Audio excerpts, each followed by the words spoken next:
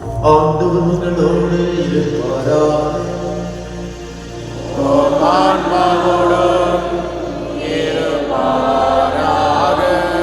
மத்தேயு எழுதிய நற்செய்தியிலிருந்து வாசகம். ஆண்டவரே மாட்சி உமக்கே. அக்காலத்தில் இயேசு பேதுருவையும் யாக்கோபையும் அவர் சகோதரரான யோவானையும் ஒரு உயர்ந்த மலைக்கு தனிமையாக கூட்டிக் கொண்டு போனார். அங்கே அவர்கள் முன் அவர் தோற்றம் மாறினார்.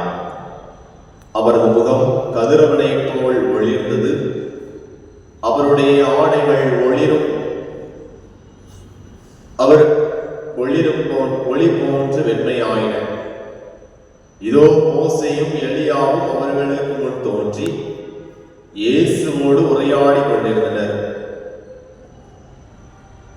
பேதுரு இயேசுவை பார்த்து, ஆண்டவரே, நாம் இங்கேயே இருப்பது நல்லது. உமக்கு ஒன்றும், மோசேக்கு ஒன்றும், எலியாவுக்கு ஒன்றும் ஆக 3 கூடாரங்களை அமைக்கட்டுமா? இது உமக்கு விருப்பமா என்றார். அவர் தொடர்ந்து பேசிக் கொண்டிருந்த போது ஒளிமயமான மேகம் ஒன்று அவர்கள் மேல் நின்றிட்டது. அந்த மேகத்தில் நின்று, என் அன்பார்ந்த மைந்தர் இவரே, இவர் பொருட்டு நான் பூரிப்படைகின்றேன், இவருக்கு செவிசாயுங்கள் என்று ஒரு குரல் ஒலித்தது. அதை கேட்டதும் சீடர்கள் மிகவும் அஞ்சி முகம் குப்புற விழுந்தார்கள். இயேசு அவர்களிடம் வந்து அவர்களை தொட்டு, எழுந்திருங்கள், அஞ்சாதீர்கள் என்றார். அவர்கள் நிமிர்ந்து பார்த்தபோது இயேசு ஒருவரை தவிர வேறு எவரையும் காணவில்லை. அவர்கள் மலையிலிருந்து இறங்கி வந்தபோது இயேசு, மானிட மகன் இறந்து உயிருடன் எழுப்பப்படும் வரை இக்காட்சியை பற்றி எவருக்கும் சொல்லக்கூடாது என அவர்களுக்கு கட்டளையிட்டார். ஆண்டவரின் அருள்வாக்கு.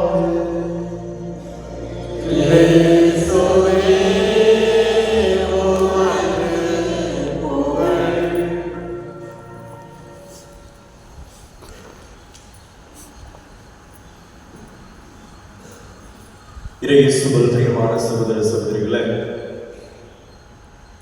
இன்று இயேசுடைய உருமாற்ற பெருவிழாவை நாம் கொண்டாடுகிறோம்.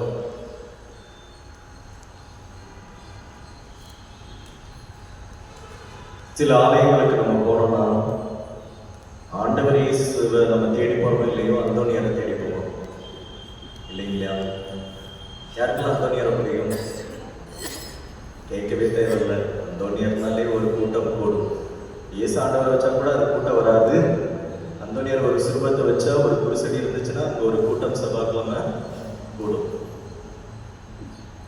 அந்தோனியார் எந்த சபையை சார்ந்தவர்? அந்தோனியார் எந்த சபையை சார்ந்தவர்? எந்த துறவர சபையை சார்ந்தவர் தெரியுமா? கப்புச்சினா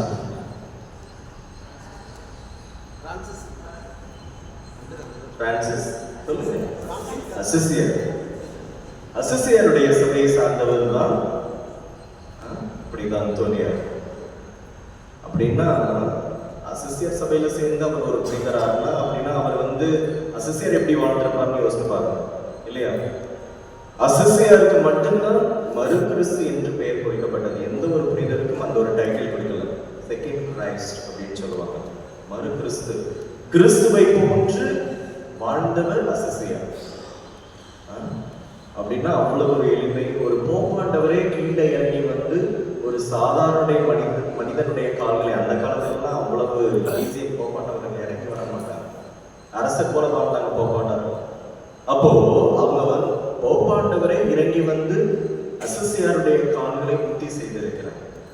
அப்பேற்பட்ட புனிதர் தான் அசிசியார். அந்தோனியார்லாம் அசிசியார் முன்னாடி ஒண்ணுமே கிடையாது. முதலாக இயேசுனுடைய 5 காயங்களை வரமாக பெற்றவர் யாரு? அசிசியர் அவ்வளவு ஒரு எளிமை. இயேசு எப்படி வாழ்ந்தார், அதே போல வாழ்ந்தார். அன்புக்குரியவர்களை இவரை பற்றி சொல்ல வேண்டும் என்றால், ஒரு செல்வ சீமாட்டியின் மகன் அசிசியர், ஒரு துணி வியாபாரியுடைய மகன். இவருக்கு அவங்க அப்பா இவருக்கு பெரிய கனவுகள் கண்டார். தான் மகன் போர் வீரனாகன்னு சொல்லி போர் வீரனாக ஆக்குவார். அவருக்கு எல்லாம் கொடுக்க முடியுமா கொடுத்து அசிசியர் வளர்த்தார். அப்ப இவர் போருக்கு போகும் பொழுதுதான் அந்த போர்ல எல்லாரும் மாண்டு சாவதை, அந்த ரத்தத்தை பார்த்துட்டு அவரால் இருக்க முடியல. திரும்பி வந்துடுறாரு வீட்டுக்கு. சரி பரவாயில்ல, வீட்டுக்கு வந்துட்டு நம்ம நல்ல கல்யாணம் பண்ணி நம்முடைய சந்ததி பழகி பெறும் அப்படின்னா இவங்க அப்பா நினைக்கிறாரு, அசிசியரோட அப்பா. அப்போ இங்க பார்க்கும் பொழுதுதான் தெரியுது, அவங்க வீட்டுல அடிமைகள் வேலை செய்வது, அந்த துணி சாயப்பட்டறையில வேலை செஞ்சு குஷ்டரோகம் தொழுநோய் கஷ்டப்படுறத பார்ப்பாரு, மனமுடைந்து போவார்.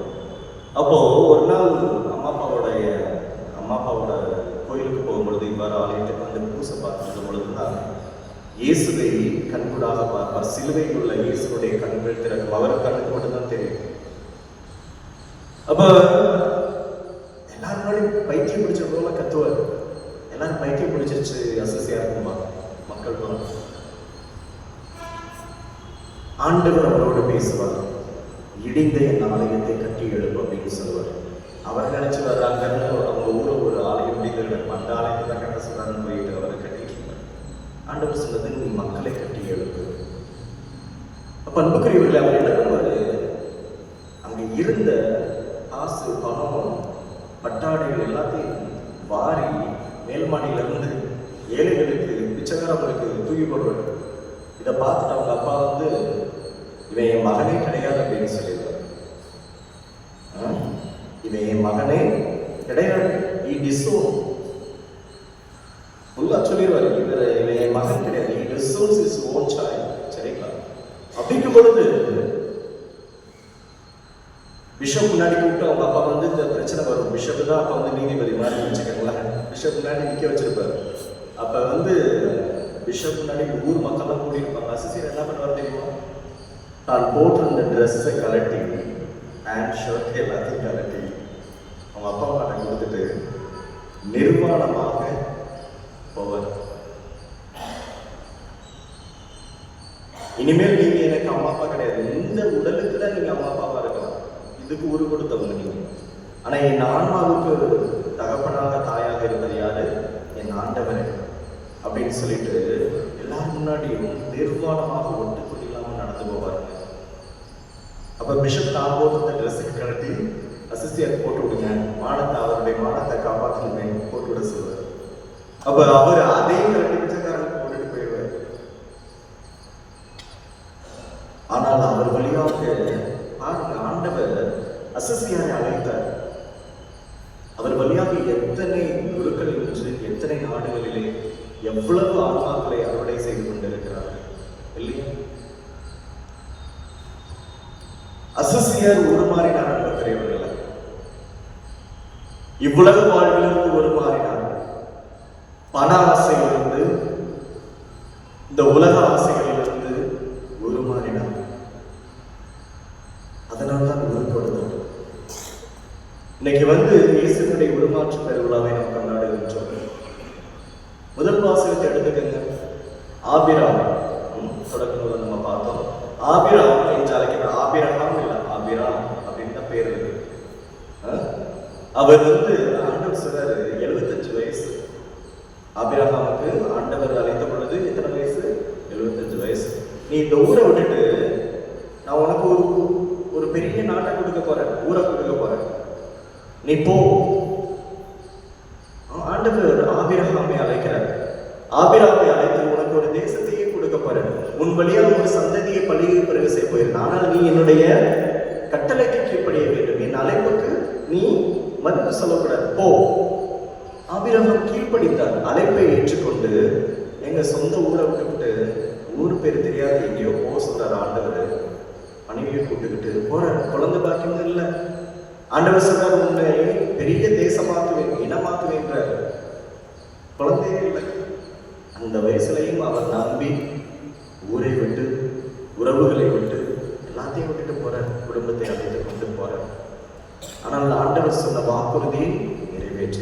Praise the Lord. ஆண்டவர் சொன்ன வாக்குறுதியை நிறைவேற்றினார். ஆண்டவர் காலம் தாழ்த்துவார், ஆனால் கைவிட மாட்டார். ஆண்டவர் காலம் தாழ்த்துவார், ஆனால் ஒரு நாளும் நம்மை கைவிட மாட்டார். மனிதர்களுடைய நாக்கு மாறும், வாக்கு மாறும், ஆனால் ஆண்டவருடைய நாக்கு மாறாது, வாக்கு மாறாது. அதுதான் நம்முடைய கடவுள்.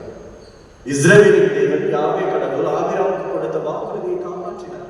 போ, எல்லாத்தையும் விட்டுட்டு போ, என்னுடைய அழைப்புக்கு நீ சிறைப்படுத்த போனேன்னா உன்னுடைய தேசம், உன்னுடைய ஃபேமிலி, ஜஸ்ட் நீங்க 2 பேர் தான் இருக்கீங்க, உங்க ஃபேமிலியை பெரிய இனமாக வச்சிருக்க போனோம் இல்லையா? இன்றைய நற்செய்திக்கு வருவோம். இயேசு தாபோர் மலையில் உருமாறுகிறார். 3 சீடர்களை கூட்டிட்டு போறாரு. ராயப்பர், யாக்கோபு, அப்புறம் யோவான், 3 பேரை கூட்டிட்டு போறாரு. போயிட்டு உருமாறுகிறார். அவர்கள் முன்னாடி ஏன் உருமாற வேண்டும்? ஏனென்றால் தந்தையினுடைய திட்டத்தை நிறைவேற்ற இந்த மன்னகத்திற்கு வந்தார். தந்தையினுடைய திட்டம் என்ன? நம்முடைய பாவங்களுக்காக அவர் சிலுவை சாவையேற்று துன்பங்கள் பட்டு உயிர் புதைக்கப்பட வேண்டும், 3ஆம் நாள் உயிர் தள்ள வேண்டும். இது தந்தையினுடைய விருப்பம். அப்படின்னா சீடர்களுக்கு என்ன பிரச்சனைனா, ஆண்டவர் பாருங்க, ராயப்பரை கூப்பிட்டாரு, யாக்கோபையும் கூப்பிட்டாரு, யோவானை கூப்பிட்டாரு. சீடர்களை அழைத்த பொழுது அவர் ஒரு டிமாண்ட் வைப்பார். பாருங்களேன், இயேசு ஒவ்வொருத்தருக்கும் ஒரு டிமாண்ட் வைப்பார், ஒரு செக் வைப்பாரு. என்ன? எல்லாத்தையும் விட்டுட்டு போ, என்னை பின்பற்றணும்னா எல்லாத்தையும் தூக்கி போட்டோம். உன்னை மனிதர்களை பிடிப்பறாங்க இல்லையா? ஆண்டவர் அவங்களை கூப்பிடும் பொழுது ஒரு திட்டத்தை வச்சிருக்கிறார். அப்ப இவங்க 3 பேரையும் கூட்டிட்டு போறாரு. இதுக்கு இவங்க எல்லாரும் நினைச்சிட்டு இருந்தாங்க, ஆண்டவருக்கு வலது பக்கம் உட்கார இடம் வேணும், இடதுபுறம் நம்மளை அரசவையில் ஆண்டவர் உட்கார வைப்பாரு. இல்லை, ஆண்டவருடைய மாட்சிமை அது அல்ல, அது விண்ணக மாட்சிமை. ஆக அன்புக்குரியவர்களே, அவர் ஏன் உருமாறுகிறார் என்றால், என்று இந்த அந்த உருமாற்றத்தின் போது அந்த பாத்தீங்களா, அந்த மாட்சிமை, விண்ணக மாட்சிமை, கதிரவனை போல அவருடைய முகம் ஒளிந்ததுன்னு சொல்லப்படுகிறது. அவருடைய ஆடை அவ்வளவு பிரகாசமாக, இந்த உலகத்தில் எந்த செலவை காரணம் அவ்வளவு செய்ய முடியாது, அவ்வளவு பிரகாசமா இருந்தது. அந்த மாட்சிமை விண்ணக மாட்சிமை. அப்படின்னா இந்த விண்ணக மாட்சிமை வேண்டும் என்றால் பாடுகள் கண்டிப்பாக அவசியம். சரிங்களா? நான் இந்த மாட்சிமையை நீங்க பெற்றுக்கொள்ள வேண்டும் என்றால் சீடர்களுக்கு சொல்றாரு, இந்த மாட்சிமை உங்களுக்கு வேணுமா, இந்த மாட்சிமையில உங்களுக்கு பங்கு வேணுமா அப்படின்னா துன்ப காலத்திலும் நீங்கள் பங்கெடுக்க வேண்டும் என்று சொல்லுகிறார். பல பேர் நம்ம மத்தியில் இருக்கிறோம். பாருங்க, ஆபிரகாம் எடுத்துக்கங்க, ஊரை விட்டுட்டு கஷ்டப்பட்டு நடந்து அத்தனை மயத்துல அந்த நாட்டுக்கு போகும். அவ்வளவு ஈஸியா? கஷ்டம். அந்த கானான் தேசம், வாக்களிக்கப்பட்ட தேசம், பாலும் தேனும் குளிர் கானான் தேசம் வேணும்னா கஷ்டங்கள் பட்டுதான் போகணும், பாடுகள் இருந்தால் தான் அந்த வாக்களிக்கப்பட்ட தேசம். அதே போலதான் மாட்சிமை வேண்டுமா, உயிர்ப்பின் மாட்சிமை வேண்டுமா, விண்ணக மாட்சிமை வேண்டுமா, சிலுவை இருந்துதான் ஆக வேண்டும். கல்வாரி சாவு கண்டிப்பாக இயேசு கடந்து போகணும். அந்த மாட்சிமை வேணும். அதுபோலதான் அன்புக்குரியவர்களே, பல பேர் நம்ம எல்லாரும் நினைச்சுட்டு இருக்கிறோம், விண்ணகத்துக்கு போகணும், அந்த மாட்சிமை வேணும், ஆனா துன்பங்கள் வேண்டாம், சிலுவை வேண்டாம் அப்படின்றோம். இன்றைக்கு உருமாற்ற பெருவிழா சொல்வது, உனக்கு நீ உருமாறினால் மட்டுமே விண்ணக மாட்சிமை கொடுக்கப்படும். கஷ்டப்பட்டாலேயே நீ விண்ணகத்திற்கு போக முடியாது. சிலுவை தான் விண்ணகத்திற்கான ஏணிப்படி, துன்பம் தான் விண்ணகத்திற்கு ஏறி செல்லக்கூடிய ஏணிப்படி என்று இன்றைய வாசகங்கள் நமக்கு கற்றுக் கொடுக்கின்றன. அன்புக்குரியவர்களே, உங்களுடைய குரு யாரு? உங்களுக்கு உங்க குருவை பிடிக்குமா பிடிக்காதா? உங்க குரு யாரு? உங்க பங்குச்சாமியார் நான் கேட்கலாம். உங்கள் குரு யாரு? உங்க தொங்கிட்டு இருக்கிறாரு, அவர் யாரு? எங்க இருக்கிறாரு? ஓகே, இங்க இருக்கிறாரு. அவர் யாரு? உங்களுடைய தலைமை குரு அவர் தான். நீங்கள்லாம் அவருடைய சீடர்களும் சீடத்தைகளும். நம்ம எல்லாருமே அவருடைய சீடர்கள் சீடத்தைகள். எனக்கு குருவை பிடிக்கும், குருவினுடைய காயங்கள் பிடிக்காதுன்னு சொல்றவங்களா கேட்கணும். தூங்குறவங்களா சொல்லுங்க பிரைஸ் தி லார்ட். நினைச்சேன் காலையில தானட்டு பாரு மாதிரியே போய் தூங்குறவங்களா பிரைஸ் தி லார்ட்னா பிரைஸ் தி லார்ட். பார்த்தீங்களா?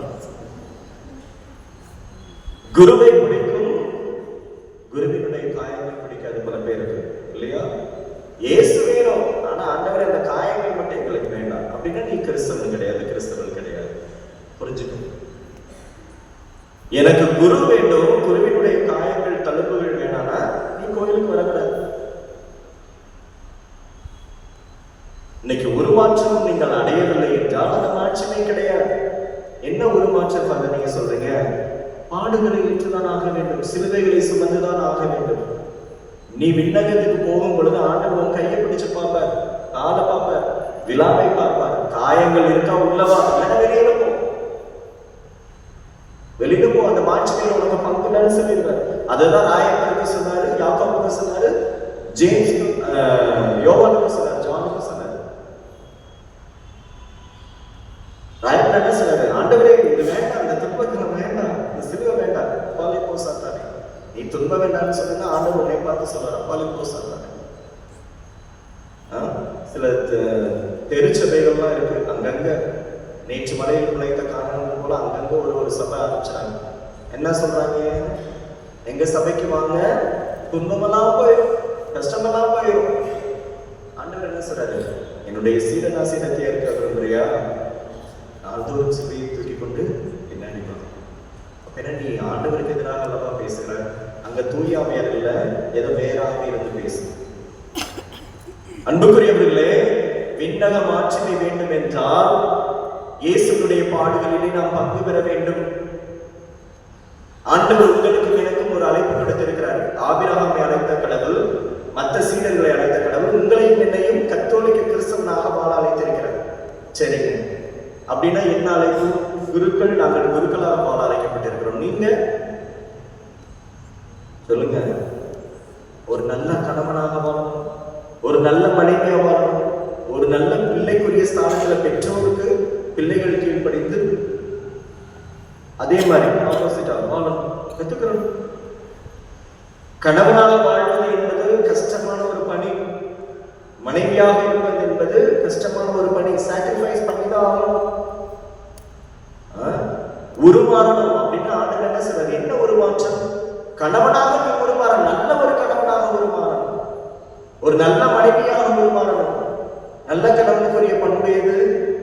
பிடிச்சிட்டு ஊர் சுத்திட்டு கண்டுக்கிறாம இருப்பதா? குடும்பத்தை கண்டுக்கிறாம கடன் பிரச்சனைகளை விட்டுட்டு குடும்பத்தை விட்டுட்டு போறதா ஒரு நல்ல கணவனுக்கு அழகு? இல்ல. மனைவிக்கு அழகு என்ன? கொண்டு வர்ற காசை ஓட்ட கையில விட்டுட்டு கடனை வாங்கி வச்சு பிரச்சனையை உண்டு பண்றதா? இல்ல. நீ உருமாற வேண்டும் சகோதரிய சகோதரனே. ஆண்டவர் என்று உங்களுக்கு சொல்வது ஒரு நல்ல கணவனுக்குரிய பண்பு. இந்த தவக்காலத்திலே நீ உருமாறணும். அட்லீஸ்ட் இந்த 40 days, இந்த 40 days நான் இதை கண்டினியூ பண்ணணும். 40 days நான் குடிக்க மாட்டேன், காவி ட்ரெஸ் போட்டுட்டு நான் வேலை நடந்து வரேன், இதை பண்றேன் அதை பண்றேன், விட்டத 40 நாள் கழிச்சு பழைய குருடி கதவை திரடிட்டு மறுபடியும் அதே நான் அதே பாவ பழக்கத்தை செய்யறேன்னா நீ ஒரு மாற்றம் அடையவில்லை. புரியுதுங்களா? ஆகவே அன்புக்குரியவர்களே, ஆண்டவர் இன்று உங்களிடம் எதிர்பார்ப்பது ஒரு மாற்றம். தீய பழக்க வழக்கங்களிலிருந்து ஒரு மாற்றம், நல்ல மனைவிக்குரிய ஒரு மாற்றம், நல்ல கணவனுக்குரிய ஒரு மாற்றம், நல்ல பிள்ளைகளுக்குரிய ஒரு மாற்றத்தை ஆண்டவர் எதிர்பார்க்கிறார். அவ்வாறு நீ உருமாறும் பொழுது விண்ணக மாற்றமே ஆண்டவர் உங்களுக்கு கொடுப்பார். புரிஞ்சுதுங்களா? இது ஒரு நாள் கூத்து அல்ல. கிறிஸ்தவ வாழ்வு என்பது ஒரு நாள் ஞாயிற்றுக்கிழமை வந்து பூசைக்கு 1 hour உட்காந்துட்டு போறது கிறிஸ்தவ வாழ்வு அல்ல. நம்ம கேட்கிறது நம்முடைய வாழ்விலை கடைபிடிக்கிற ஒரு மாறணும். இது வந்து கடைசி வரைக்கும் தொடருகிற ஒரு மாற்றம். ஒரு நாள் அல்ல, தினந்தோறும் நாம் உருமாற வேண்டும். இன்னைக்கு முடியல, அட்லீஸ்ட் நாளைக்கு ட்ரை பண்ணுவோம். இந்த பாவ பழக்கத்தை நான் விடுறேன், இந்த கெட்ட பழக்கத்தை நான் விட்டுட்டு நான் ஒரு புனிதனாக மாறுவேன். மனிதனுக்குரிய சாயலிலிருந்து நாம் மனிதனுக்குரிய சாயலிலே நாம் உருமாற வேண்டும் என்பதற்குரியவில்லை. அதைத்தான் ஆண்டவர் நமக்கு சொல்லுகிறார். ஆகவே ஆபிரகாம் எல்லாவற்றையும் விட்டுவிட்டு பெரிய மாட்சிமைக்காக எல்லாத்தையும் தியாகம் பண்ணார். பார்த்தீங்களா? அது போலதான் நம்மளும் என்ன பண்ணணும்? பெரிய மாட்சிமை ஆண்டவர் வைத்திருக்கிறாரா? விண்ணக மாட்சிமை. ஒரு மணிமகுடத்தை உன்னுடைய தலையிலே தூக்கி வைப்பார் அந்த விண்ணகத்துக்கு போகும் பொழுது. அது வேணும்னா இந்த சிற்றின்பங்கள், இந்த உலக ஆசைகள் தேவை. நான் வந்து பணம் வேணான்னு சொல்லல, பயன்படுத்துங்க. பணத்தை வைத்து கடவுளை சம்பாதித்துக் கொள்ளுங்கள். பணத்தை வைத்து, இந்த உலகத்தை வைத்து மோட்சத்தை சம்பாதித்துக் கொள்ளுங்கள். இந்த உலகத்தை ஆண்டவர் கொடுத்திருக்கிறார், இந்த காசை கொடுத்திருக்கிறார். எதுக்கு? விண்ணகத்துக்கு போகணும், அதிபாதாளத்துக்கு, நரகத்துக்கு அல்ல. அதை உணர்ந்தவர்களாக வாழ முயற்சி முயற்சிப்போம். கடவுள் உங்களை ஆசீர்வதிப்பாராக. ஆமென்.